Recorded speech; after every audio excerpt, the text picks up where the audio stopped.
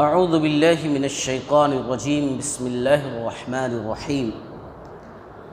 قیامت کی نشانیوں میں سے ایک نشانی اللہ کے نبی صلی اللہ علیہ وسلم نے یہ بھی بتلائی ہے کہ لوگ دین کو دولت دنیا کے بدلے بیچ دیں گے۔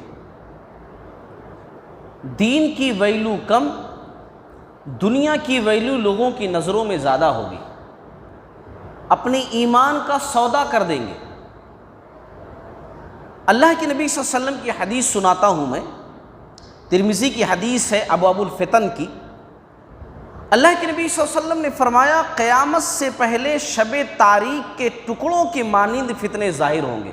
جیسے ایک دم اندھیری رات ہوتی ہے نا، ایسے فتنے، یعنی ایک سے بڑھ کر ایک فتنہ آئے گا سامنے۔ آپ صلی اللہ علیہ وسلم نے مثال دیتے ہوئے کہا کہ فتنے اتنے زبردست ہوں گے، اگر ایک آدمی صبح کو مومن ہے تو شام کو کافر، صبح تک وہ مومن ہوگا، شام ہوتے ہوتے ایسا کام کر جائے گا کہ وہ مومن نہیں رہ جائے گا، اور اگر شام کو مومن ہوگا تو صبح ہوتے ہوتے تک کوئی ایسا کام کر دے گا کہ وہ کافر ہو جائے گا، اپنے ایمان کا سودا کر بیٹھے گا۔ آپ صلی اللہ علیہ وسلم نے یہ بھی فرمایا لوگ اپنا دین اور ایمان دولت دنیا کے بدلے بیچ ڈالیں گے۔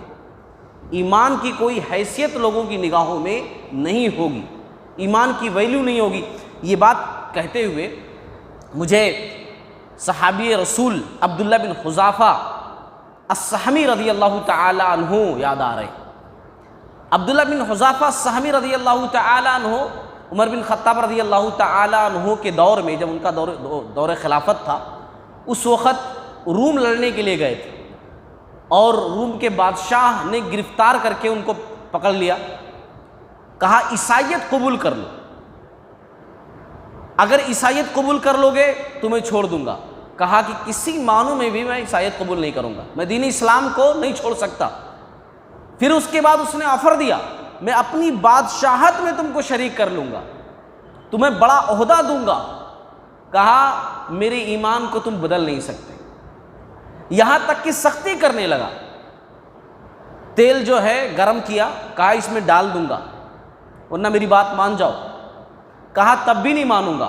ایک آدمی کو ڈال کر کے بتایا کہ دیکھو ایسے تم بھی طلب کر کے کوئلہ بن جاؤ گے، اس میں بھن جاؤ گے، اس لیے بات میری مانو، عیسائیت قبول کر لو، ایمان کا سودا کر لو۔ کہا کسی معنوں میں نہیں۔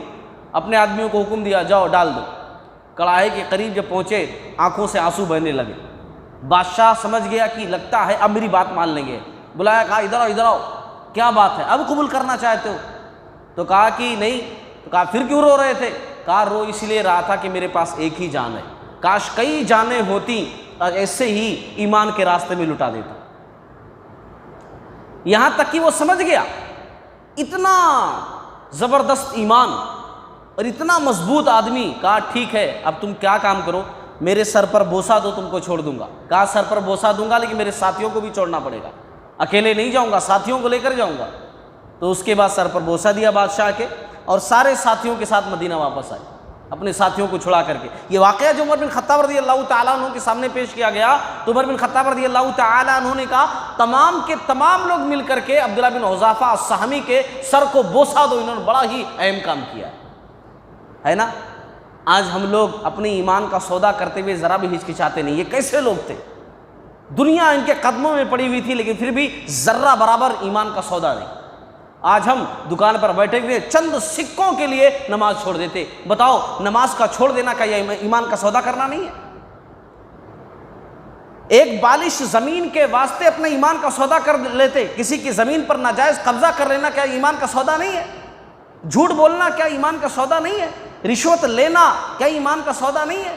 لیکن ہمیں کیا فرق پڑتا ہے ہم نے ایمان کے واسطے کون سا محنت والا کام کیا ہے؟ ایمان کی قدر و قیمت ان سے پوچھتے، سمیہ رضی اللہ تعالی عنہا سے تو پتہ چلتا کہ کیا ایمان کی قیمت ہوتی ہے۔ بلال رضی اللہ تعالیٰ عنہ سے پوچھتے تو وہ بتاتے کہ ایمان کی قیمت کیا ہوتی ہے۔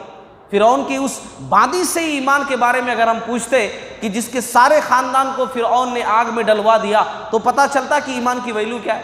یہ ایمان تو ہم کو وراثت میں مل گئی، گھر بیٹھے بٹھائے یہ دولت ہم کو مل گئی، اس لیے اس کی ویلیو ہمارے نزدیک نہیں ہے، اس لیے جہاں چاہتے ہیں ایمان کا سودا کر بیٹھتے ہیں، اپنے ایمان کو ضائع کر دیتے ہیں۔ اللہ کے نبی صلی اللہ علیہ وسلم نے کہا ایسی ہی ہوگا کہ لوگ صبح کو مومن ہوں گے لیکن شام ہوتے ہوتے کافروں جیسا کام کریں گے، یا شام کو مومن ہوں گے صبح ہوتے ہوتے کافروں جیسا کام کریں گے اور دنیا کے بدلے میں اپنے ایمان کا سودا کر لیں گے۔ ذرا مجھے بتاؤ کہ وہ عالم جو اپنے آپ کو عالم کہتے ہیں اور قرآن کو تعویذ بنا بنا کر کے چند 100 روپیوں میں بیچتے ہیں، کیا وہ ایمان کا سودا نہیں کر رہے؟ کیا اپنے ایمان کو نہیں بیچ رہے وہ؟